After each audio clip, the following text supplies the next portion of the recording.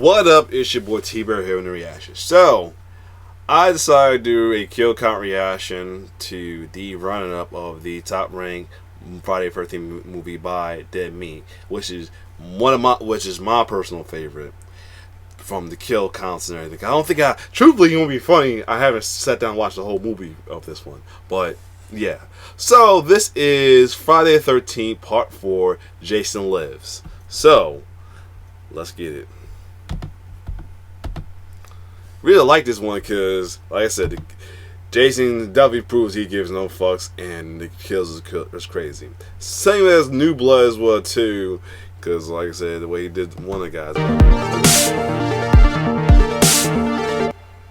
Welcome to the Kill Count, where we tally up the victims in all our favorite horror movies named Friday the 13th. I'm James A. Janice, and today we're looking at Friday the 13th Part 6, Jason Lives, released 1 year after A New Beginning disappointed fans everywhere. Jason Lives is an interesting entry, not only as the conclusion to what you could and should call the Tommy Jarvis trilogy, but because it marks a tonal shift in the series. Again, don't expect it to stray from the masked guy kills teens at a summer camp 1x1 template too much, but writer-director Tom McLoughlin sought to play around more within this framework, and the result is a much more self-effacing, ironic, and humorous film than parts 1 through 5. Also, obviously, Jason is back. A series centered around Roy Burns will remain one of history's biggest what-ifs, but the people spoke, and they clamored for Jason. So here we have Tommy Jarvis, played by a new guy, who's not as hunky, but who's much more of a functional human being. He and his wisecracking buddy resurrect Jason with lightning like he's Jason Stein's monster or something, and for the rest of the movie and the series, Jason is now a supernatural being. He will never again be the lumbering, mentally deficient oaf with a pillowcase on his head. He is a new and arguably more iconic being now. Jason is dead.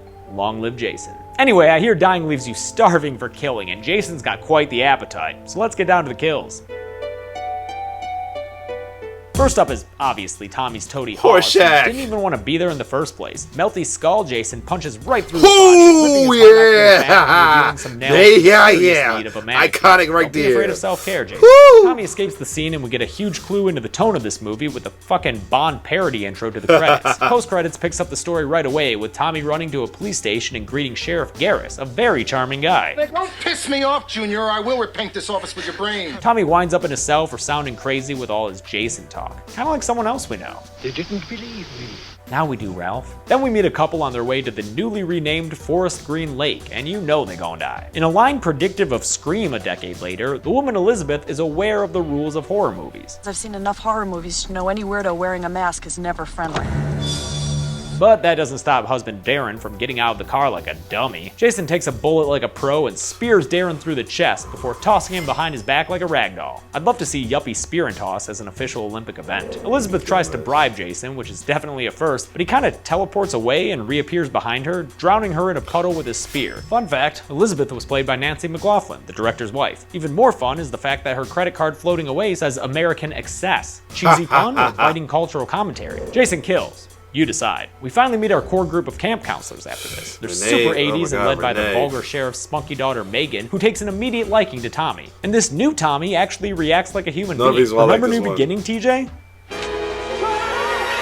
Bison Man. Yeah, that guy probably would have tried to strangle her between those prison bars. We also meet Martin the Gravedigger, who I'm guessing is Crazy Ralph's cousin or something, and he actually one-ups Elizabeth's self-aware line by speaking to the fucking audience. Some folks have a strange idea of entertainment. Yeah, that's how meta this movie is. It breaks the fourth wall. Martin is also involved in a good editing joke. Does he think I'm a farthead? That's what I mean about the tone of this movie being different. And also note, there are actually kids at the camp. That's a first too. Then we get one of those scenes with random characters who are just there to die. It's like the greasers with car trouble or the biker gang in part 3. It's almost like a sketch or vignette that exists only to increase the body count. This time it's a group of corporate execs on a paintball retreat, which sounds like a much better company outing than a picnic or a barbecue. Everyone involved is kind of a wacky character, but whatever, Jason's gonna kill them all immediately. First up is Bert, an angry fella who doesn't do a great job masking his misogyny. Dumb broad! She should have stayed in the kitchen where she belongs! A woman shouldn't even be allowed in these gears! Jason whips him into a tree face first so hard he leaves an imprint. And listen, I know a lot of people love this, but the bloody smiley face he leaves in the tree trunk, it's just too hokey for me. It confused me as a kid. I think he really got impaled. That's my other thing too. It confuses me as an adult because, like, why? But like I said, the thing about this one, I really think he got impaled. Because if you look at the tree that he flies into, go back real quick. She should have stayed in the kitchen where she belongs. A woman shouldn't even be allowed in these gear.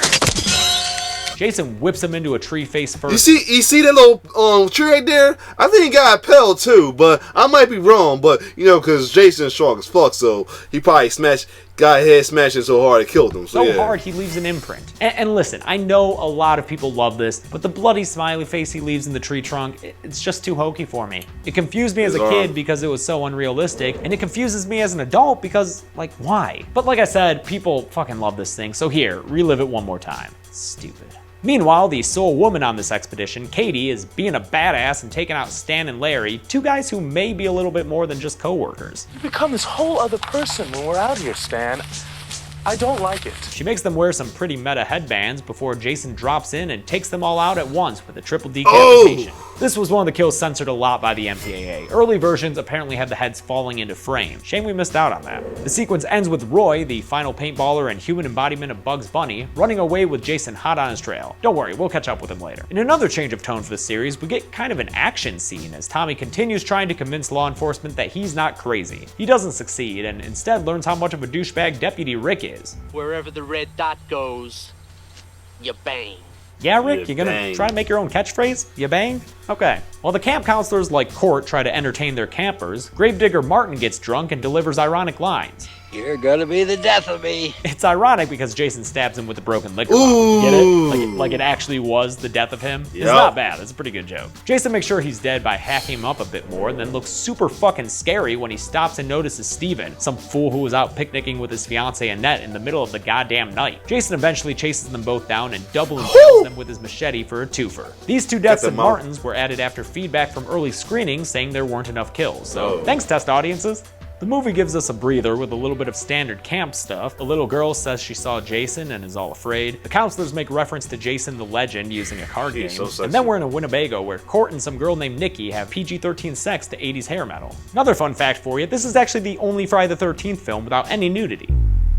Although now that I say it, it doesn't sound very fun. No nudity, but there is a lot of hair metal in this movie. 3 Alice Cooper songs, 3 of them, including one that had a music video heavily featuring Jason. The 80s were weird, man. Court's lady lover Nikki is killed while he's driving obliviously, having a good time. This is great. I remember you said you did that. Jason slams her face through the trailer's tin walls in a much better version of that tree kill that everyone loves. Because look at that. It makes sense. That imprint Jason was crazy. then takes care of Court with a knife through the head. I like to think that he stabbed him in the ear as a favor so he wouldn't have to listen to any more hair metal. With Court dead at the wheel, we get another action sequence. Like I said, this movie's a little different, adding humor and 80s action movie tropes. Here we have a sweet vehicle flip and Jason looking like a badass on top of a burning RV. This awesome shot was the last thing they filmed for the movie, and I think it's pretty damn cool. The cops find that paintballer guy's body, or at least parts of it, so now we get to add Roy to the body, pushing the kills to an even baker's dozen. It's the best way to order your victims. While the cops suspect Tommy for this gruesome murder because he's crazy or whatever, Jason finally gets to the camp, and although he seems a little confused by both the name change and the morals it upholds, he marches in, ready to be as friendly and sportsmanlike as he can be. Which for him means my baby. Gotta give this movie credit. Despite the ratings board trying to censor it, it was always trying to come up with fun, inventive ways to kill people. Megan picks up Tommy, and in another high-energy car chase to another Alice Cooper song, tries to avoid the cops while Tommy stares at her crotch. They eventually get caught by her father, and Tommy's put back in the jail cell. While at Camp Forest Green, Jason stalks Paula, the last remaining fodder counselor, and eventually kills her after they do what I presume to be some kind of art project involving buckets of red paint. Tommy and Megan craft a sexy plan to get him out of jail, and they lock up Deputy Dipshit in his place, who gives the worst single-line performance in the series.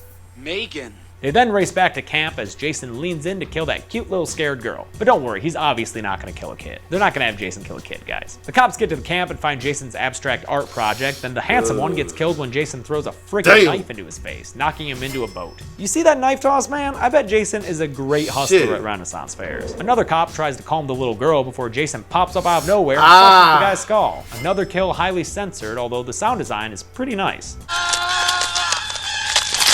Papa Sheriff tells the kids to hide, and they prove that they're just as snarky as everyone else in this movie. What do you think?